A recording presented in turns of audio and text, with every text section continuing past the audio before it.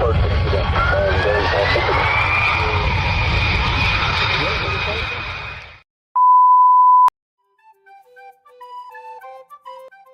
kelompok 1. Kadek Ayu Sudianingsih 40.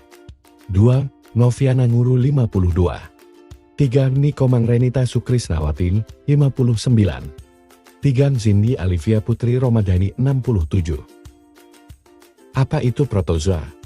Kata protozoa berasal dari bahasa Yunani, yaitu protos yang berarti pertama dan zoon, yang artinya binatang. Dengan demikian, protozoa berarti binatang-binatang yang sangat rendah dan bersel satu uniset. Hewan ini sangat kecil, sehingga untuk mengamatinya diperlukan mikroskop. Lalu apa itu? Flagellata. Nama flagellata berasal dari bahasa Latin flagel yang artinya cambuk atau mastigofora, yang juga berasal dari bahasa Yunani mastik yang berarti cambuk dan fora yang artinya gerakan. Dalam taksonomi kuno, flagellata merupakan salah satu kelas dalam filum protozoa atau protista yang mirip hewan. Protozoa flagellata adalah kelompok mikroorganisme bersel satu yang memiliki flagella, struktur seperti cambuk yang memungkinkan mereka bergerak. Di Indonesia, protozoa flagellata memiliki peran penting dalam ekosistem air tawar dan lingkungan lainnya. Protozoa flagellata memiliki ciri-ciri sebagai berikut. Memiliki satu atau lebih flagella yang digunakan untuk bergerak. Tubuh uniseluler bersel tunggal. Ukuran tubuh bervariasi dari 5 hingga 100 mikrometer. Hidup di lingkungan yang berair, seperti air tawar, air laut, dan tanah basah. Bersifat heterotrof, artinya memperoleh makanan dengan cara memakan organisme lain.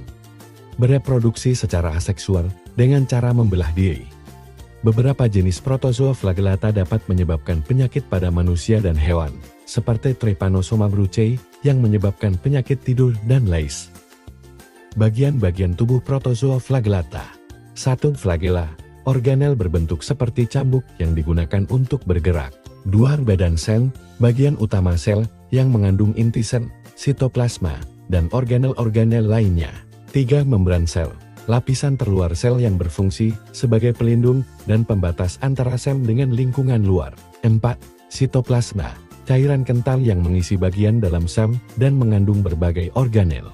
5. Inti sel, organel yang mengandung materi genetik DNA dan mengatur aktivitas sel.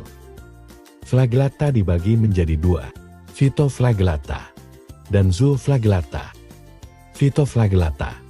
Phytoflagellata adalah flagellata yang dapat melakukan fotosintesis karena memiliki kromatofor. Phytoflagellata mencerna makanannya dengan berbagai cara, menelan lalu mencerna di dalam tubuhnya holozoik, membuat sendiri makanannya holofitri, atau mencerna organisme yang sudah mati.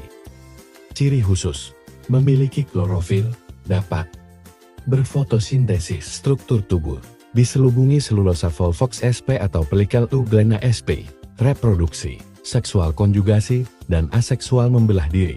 Klasifikasi, Euglenoida, Dinoflagellata, Volvocida. Euglenoida adalah ordo dari protista yang termasuk dalam kelompok Euglenozoa. Organisme dalam ordo Euglenoida disebut sebagai euglenoid. Euglenoida terdiri dari sekitar 1000 spesies yang mayoritas bersifat uniseluler dan bersifat air tawar. Mereka memiliki ciri-ciri unik yang membedakannya dari ork. Bentuk tubuh menyerupai gelandong. Tubuh diselimuti pelikel, mempunyai 1 atau 2 flagella di ujung anterior. Memiliki bintik mata berwarna merah pada ujung anterior. Dinoflagellata adalah kelompok mikroorganisme uniseluler yang termasuk dalam filum Alveolata. Mikroorganisme ini dikenal karena flagella mereka yang berfungsi sebagai alat pergerakan, serta berbagai karakteristik unik lainnya. Dinoflagellata umumnya ditemukan di berbagai habitat air, baik air tawar maupun air laut, dan beberapa spesiesnya juga dapat hidup sebagai simbion dalam organisme lain, seperti terumbu karang. Habitat di air laut penyusun plankton laut atau di air tawar. Ada yang bersimbiosis dengan terumbu karang, anemon, ubur-ubur dan invertebrata lain. Flagella terletak di cekungan transversal yang mengelilingi tubuh. Bentuk tubuh kebanyakan lonjong. Adapun Volvocida, Volucida atau bisa disebut dengan Volvox globator terdiri atas ratusan sel yang digabungkan oleh suatu jalinan protoplasma yang sebagian besar sel-selnya mempunyai puting, mata, klorofil, vakuola kontraktil, dan dua flagel. Sel-sel tersebut disebut sel somatis. Volvox globator hidup sebagai koloni. Karena dalam koloni tersebut, sudah terdapat pembagian tugas antara sel yang satu dengan sel yang lainnya, maka ada yang menganggap Volvox globator sebagai makhluk polisel. Memiliki kontok, umumnya berbentuk bulat. Hidup soliter atau berkoloni. Dinding sel tersusun atas selulosa. Mempunyai dua flagella. Zooflagellata. Zooflagellata adalah flagellata yang tidak mempunyai klorofil dan menyerupai hewan, sehingga bersifat heterotrof. Bentuk tubuhnya mirip dengan sel-sel leher porifera. Mempunyai flagel yang berfungsi untuk menghasilkan aliran air dengan menggoyangkan flagel. Reproduksinya secara seksual dengan pembelahan binder secara longitudinal, sementara reproduksi seksualnya belum banyak diketahui. Contohnya adalah Trypanosoma dan Leishmania. Trypanosoma memiliki ciri bentuk tubuh yang pipih dan panjang. Seperti daun, merupakan parasit dalam darah vertebrata dan tidak membentuk kista. Jenis-jenis Trypanosoma yaitu Trypanosoma gambins dan Trypanosoma rhodesiensis. Kehadiran flagellata di Indonesia sangat penting dalam menjaga keseimbangan ekosistem perairan. Mereka berperan sebagai produsen primer, menghasilkan makanan bagi organisme lain dalam rantai makanan perairan. Penting untuk melakukan penelitian dan pemantauan terus-menerus terkait perkembangan flagellata di Indonesia guna memahami keragaman spesies, populasi, dan potensi dampaknya terhadap ekosistem dan kesehatan manusia. Para ilmuwan dan peneliti di Indonesia terlibat dalam studi ini dan terus melakukan penelitian guna memperoleh pemahaman yang lebih baik tentang flagellata di negara ini.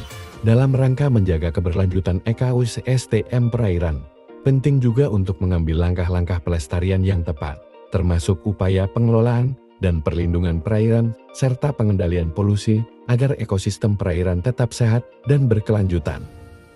Beberapa peran protozoa flagellata di Indonesia. 1. Sebagai pengurai bahan organik, protozoa flagellata berperan sebagai pengurai bahan organik di dalam ekosistem air dan tanah. Mereka memakan sisa-sisa organisme mati dan memecahnya menjadi nutrien yang dapat digunakan oleh organisme lain. Kedua, dapat menjaga keseimbangan ekosistem.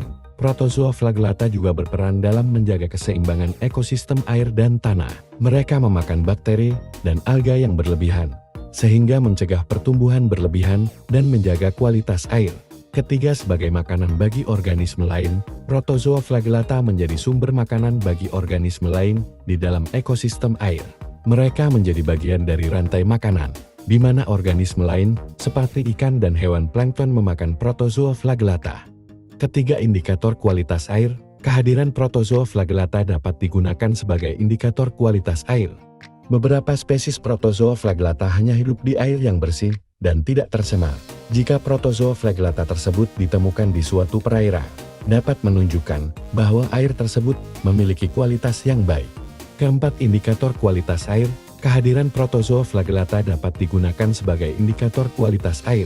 Beberapa spesies protozoa flagellata hanya hidup di air yang bersih dan tidak tercemar. Jika protozoa flagellata tersebut ditemukan di suatu perairan, dapat menunjukkan bahwa air tersebut memiliki kualitas yang baik. Kelima, penyakit parasitik.